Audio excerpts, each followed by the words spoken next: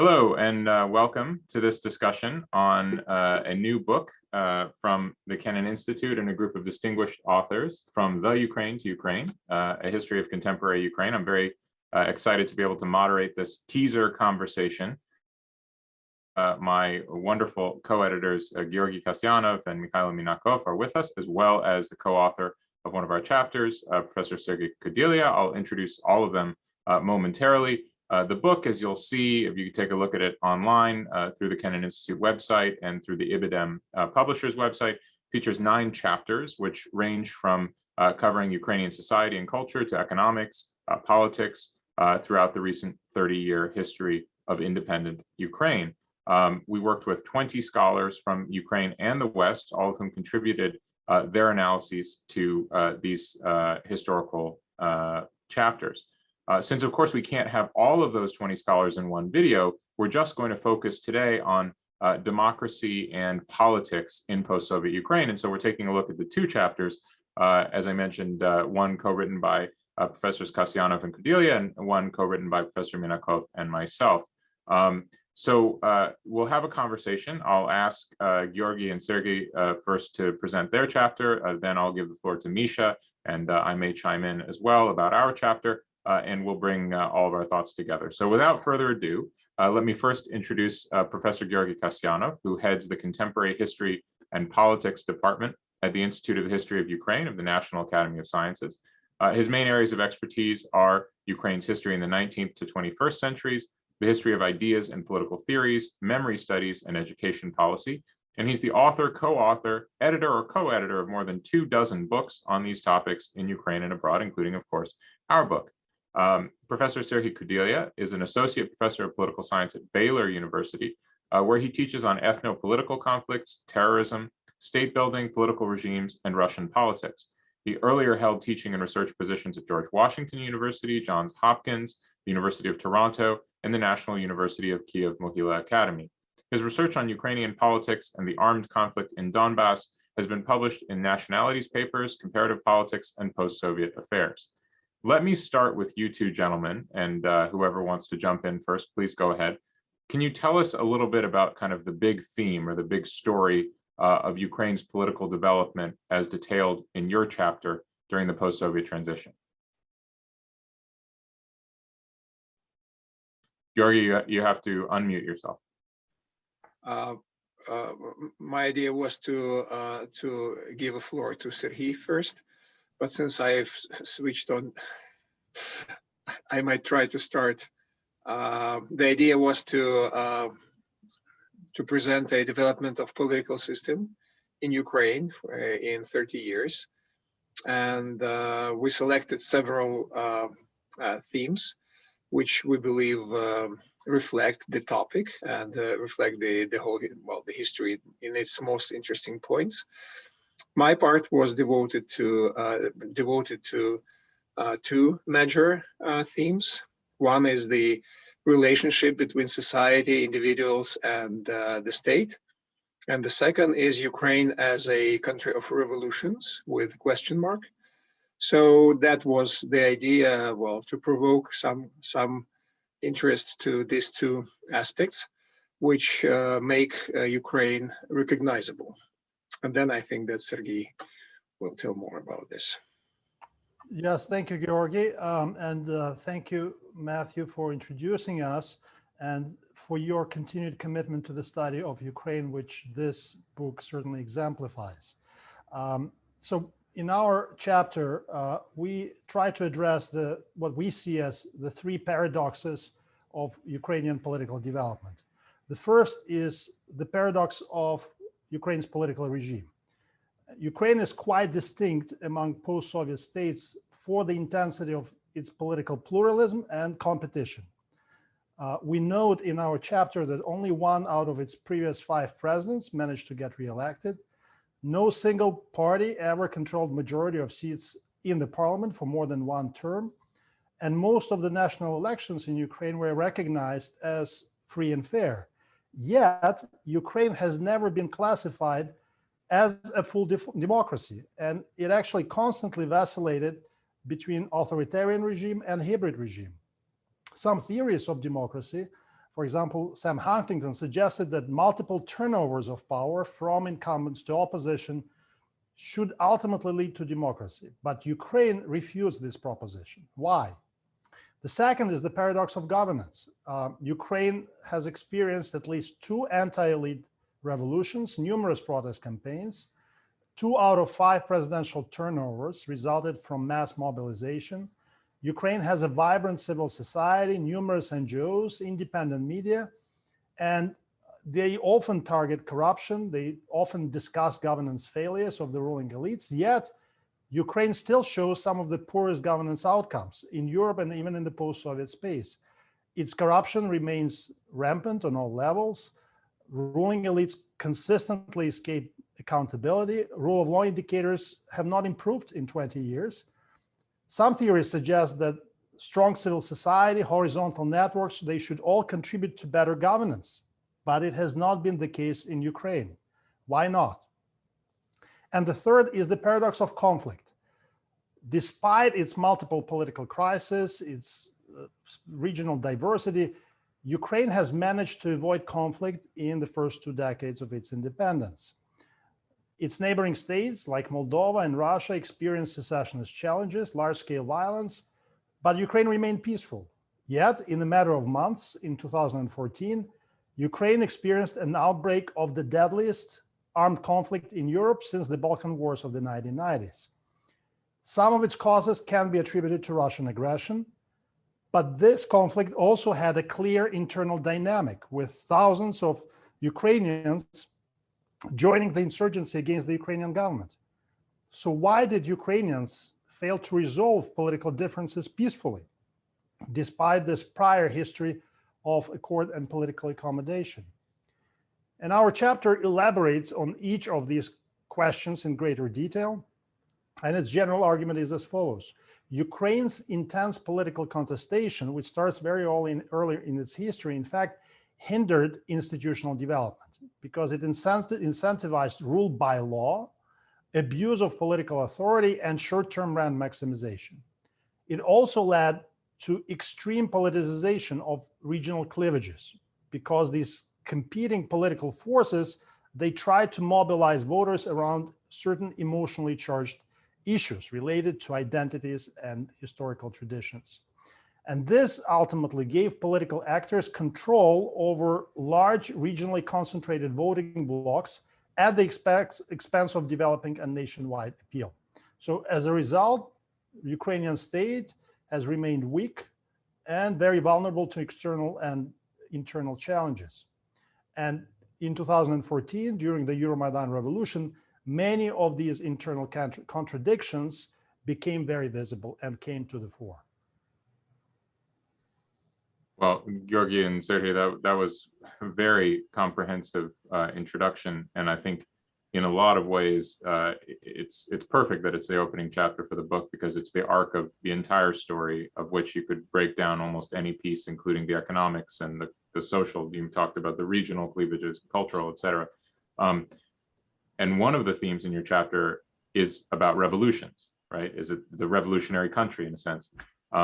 And that, of course, is a major theme, what we call the cycles of revolution, in the chapter that Misha and I penned at the end of the book. So in a sense, we bookend the book with these questions. And so I just now want to introduce Professor Mikhail Minakov and ask him to say a few words about our joint chapter. And then I think we can take that question head on, and perhaps others. Mikhail Minakov is, of course, a senior advisor with us at the Kennan Institute. He's a philosopher and social scholar working in the areas of political philosophy, political theory, and the history of modernity. He's the author or co-author of 10 books and numerous articles on philosophy, political analysis, and policy studies, and has over 2 decades experience in research and teaching in Ukraine, Germany, Switzerland, and the United States, and is the editor-in-chief of the peer-reviewed Ideology and Politics Journal and of the Kennan Institute's blog, Focus Ukraine. So, Misha, the same question to you, but as respects our joint chapter, what do you think is the main idea? What's the big story you want to tell, we wanted to tell, about Ukraine's transition towards a democratic form of government over this 3-decade period? Well, thank you, Matt. And I think whatever all the chapters were telling about the same story, the experience of a new society in certain sector. And with our chapter, we had an issue because we had to try to link all the chapters together and look at the Ukrainian experience in recent 30 years as experience of people trying to reinvent themselves, to create new parts, new society, new economy, and new politics. So almost 3 decades ago, in 1991, the Ukrainian people made a historical choice in favor for independence, democracy, and free market. And their vision, our vision of fully sovereign, democratic, and prosperous state has been only partially fulfilled. So our chapter is dealing with the issue why Ukraine is as a clearly established political polity and internationally recognized sovereignty. It is nonetheless hampered in its democratic and economic development by economic corruption, retrograde political cycles, and aggression by its powerful neighbor, Russia. After the dissolution of Soviet Union, Ukraine emerged as a highly pluralistic but unstable democracy. Through 1990s, the country's political system developed along two parallel paths, combining a liberal democratic facade with a post-Soviet oligarchic-controlled distribution of power and resources. The contradictions between these two dimensions of Ukraine's politics yielded two full revolutionary cycles, spanning roughly between 1992 to 2004 and 2005 to 2014. During each of these cycles, a period of popularly supported democratic change was soon displaced by simulated democracy, then driven essentially by oligarchic competition and later by authoritarian consolidation, resulting in civic protests and eventual regime change, resetting the cycle.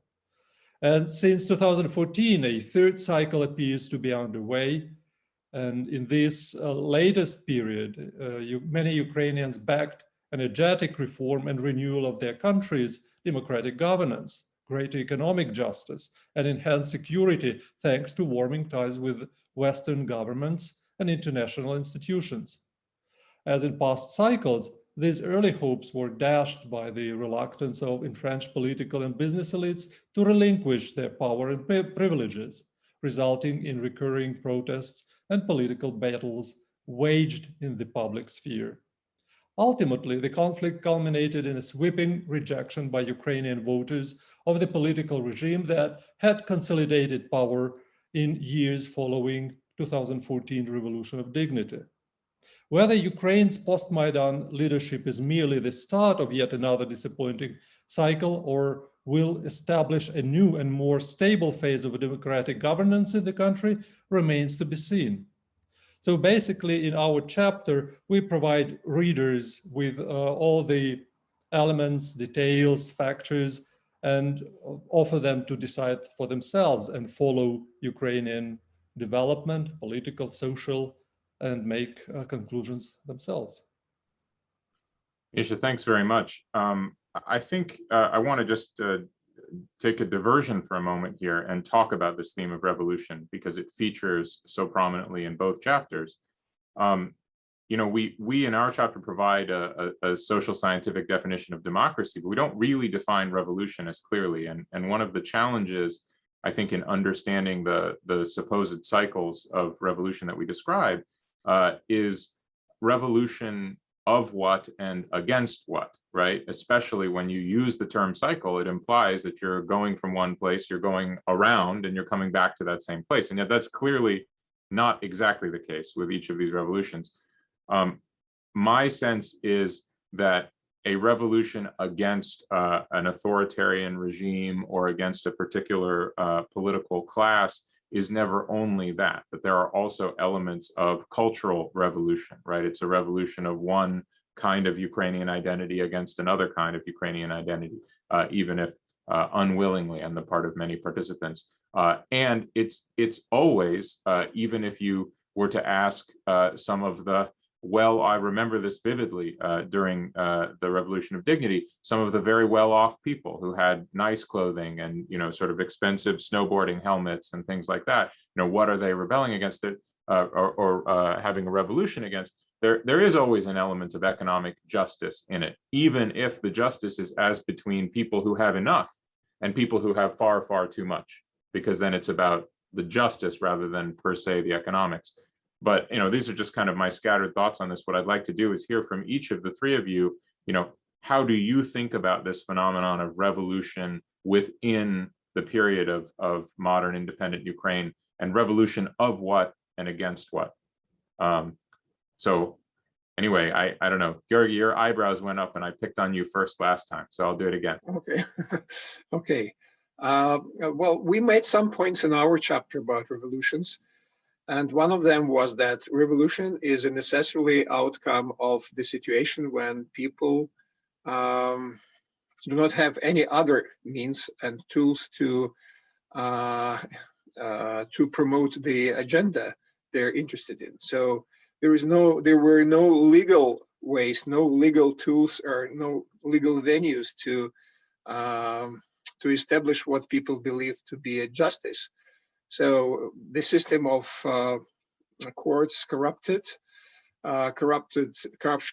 permeates everywhere, everything, and people just were not able to solve their problems, the major problems, by legal way. We recalled in our chapter that there were some kind of mini revolts before. For instance, in Vradiivka in 2013, the real revolt against the militia and against what they did to local women. So the cycles of revolution, it's interesting that cycles of revolution can be also connected to the idea of accumulation of this potential that people want to do something, want to change something, and they cannot do this by legal means, so they go to revolt. And I call what happened in the winter 13-14, I call this a revolt.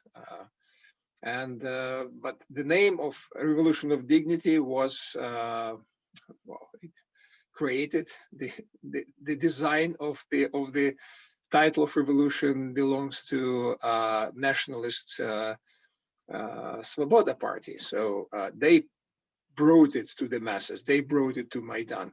At least they say this in one of the recent articles. So this is one point. The inability of society, no venues for society to solve the problems of the country legal way that pushes them to revolutions. Another way is really interesting is that, yes, Ukraine went through different revolutions, which might not call revolutions, for instance, digital revolutions, which came from outside, but it's really changed Ukraine now. It's if you go to streets in Kiev, for instance, or in any other major cities, you will use a free internet in metro. So you cannot find this in many countries of a golden billion. So other things, social revolution, yes, some social groups disappeared, some social groups appeared. So it's an ongoing process. Yes, Ukraine can be called the country of revolutions. Part of these revolutions is, some of these revolutions are part of global revolutions in the world, some of them domestic. But another point is that, unfortunately, the events we call revolutions are not revolutions. They do not, but their outcome are not revolutionary. The last revolution, which we called, other people called electoral revolution, probably it is a start of the processes, not the finish when one form of power changed by another. So probably we're still in the process of revolutionary changes now after 2019. But well, to know this for sure, we have to wait for probably 50 or 100 years to understand it exactly. Thank you. Thanks, that's great, Gary. Sergey, how do you think about revolutions? So of course, when we remember the Orange Revolution of 2004 or the Euromaidan Revolution of 2013, 2014, some of the first images that come to mind are the images of the sea of people, the sense of euphoria, the sense of the future that is wide open, the ability of people's power to change and remove this authoritarian regime. And these are great things, of course. These are very inspirational things, but at the same time, we should not sort of forget or lose sight of the actors that oftentimes play a very significant role behind this popular mobilization. Both in 2004 and in 2013 and 14, you had a very significant role played by elite actors. In 2004, popular mobilization in following the falsified elections happened primarily because Viktor Yushchenko and his team have been mobilizing people on the streets for a while, for months and months. They've been preparing people to this idea that they can defend the outcome of the election on the streets through popular protest. And of course, the fact that this protest in 2004 remained peaceful and ultimately succeeded in transferring power to Viktor Yushchenko was the result of elite negotiations between the outgoing Kuchma regime and between the opposition leaders at that time in 2004. In 2013 and 14, the role of elites was not as clear and visible, but I would argue it was still very significant. And one of the reasons for why it was significant was that the revolution of Euromaidan was much longer in time, 3 months. And it takes a lot of funding and a lot of investment and a lot of behind the scenes backing from various financial oligarchs to sustain this level of popular mobilization. We sort of try to believe in the fairy tale that everything was funded by the people. But in fact, if you interview the elites, as I did, and if you talk to some of the people behind this revolution, they would openly tell you the exact amount of money that each of them invested in maintaining this popular mobilization. And I think if we know this role of these elites in organizing these revolutions, we then can explain what Georgi said, why these revolutions turned out to be not so revolutionary in the end. Thanks very much, Sergey. Misha, do you want to add anything on that point? Yes, I think here it's important to remind that from philosophical point of view or from the point of view of political theory, revolution is the time and space of new beginnings. So we can measure a revolution by the outcome if the beginning was actually new.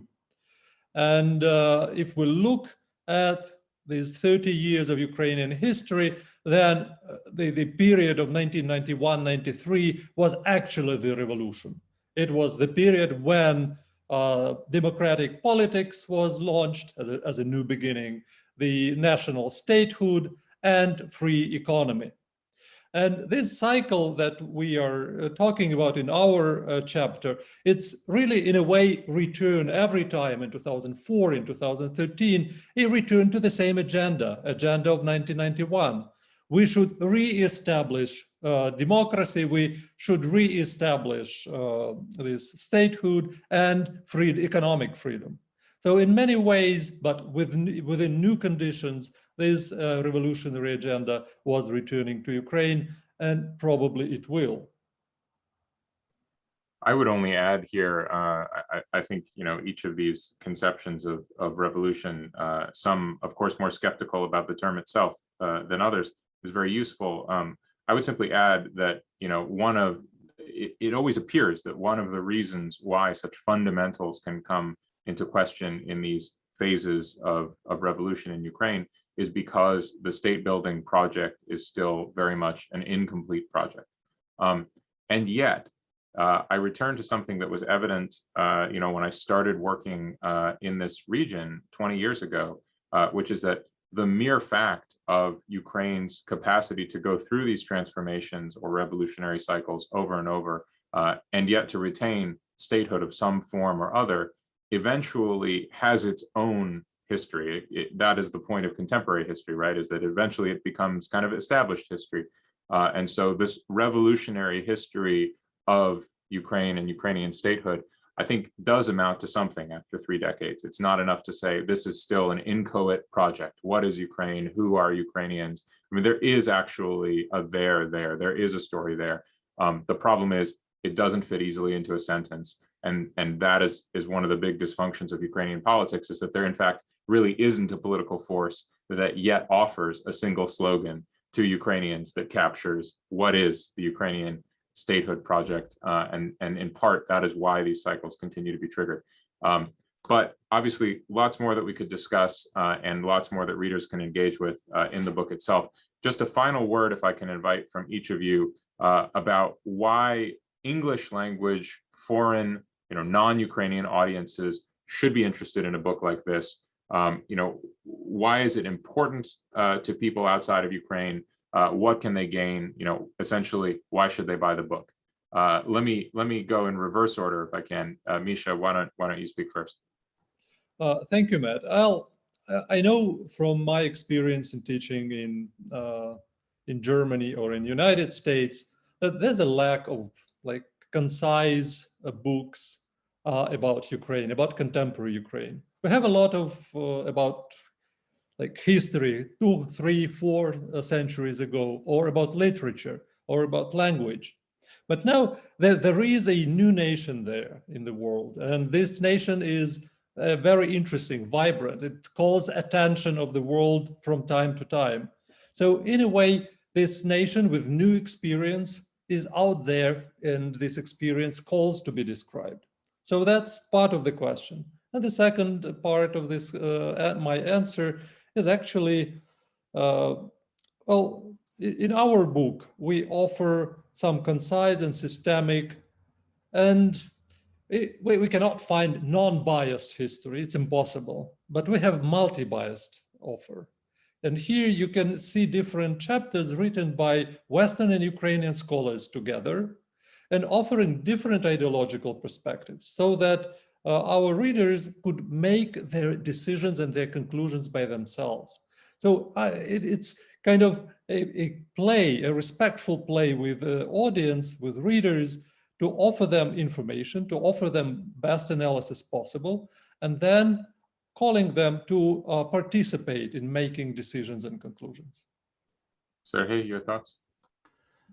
Yes, I agree with Mihailo that, yes, there are no comparable books on Ukraine on the market that would offer as much factual and theoretically informed analysis on multiple areas, written actually by experts in these areas. This is a very comprehensive and very empirically rich book. So I think that's why it's very valuable. Another reason why it's valuable is, I think, if you are interested in contemporary Ukraine and contemporary politics or society, it offers you some tools to understand what's going on today and to sort of forecast what's going to happen in a few years.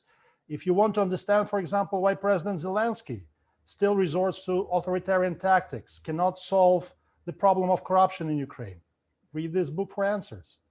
And finally, it matters because Ukraine will remain a large and very consequential state in a very highly volatile region in which the United States has a major stake.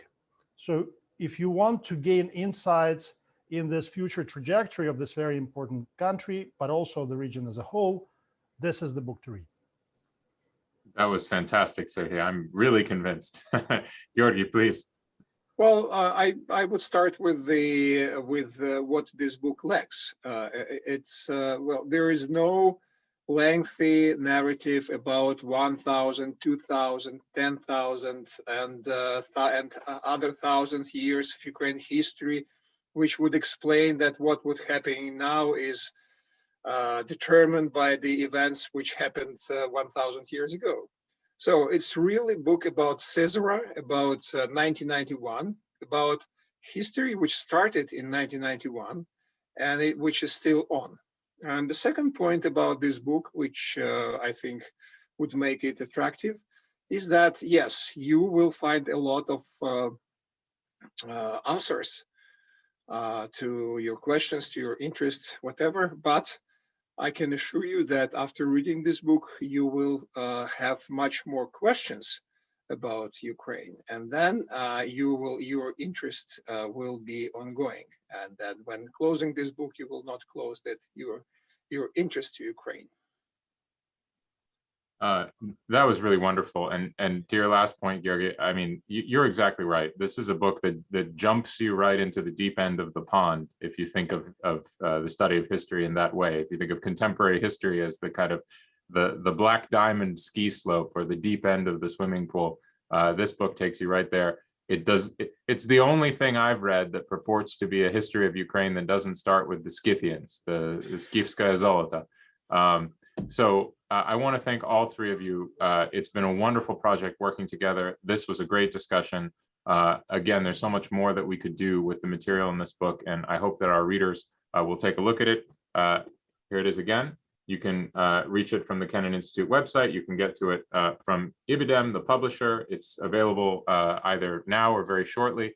And please join us in the conversation about contemporary Ukraine. So thank you to all three of you, and thank you for the team for making this conversation possible.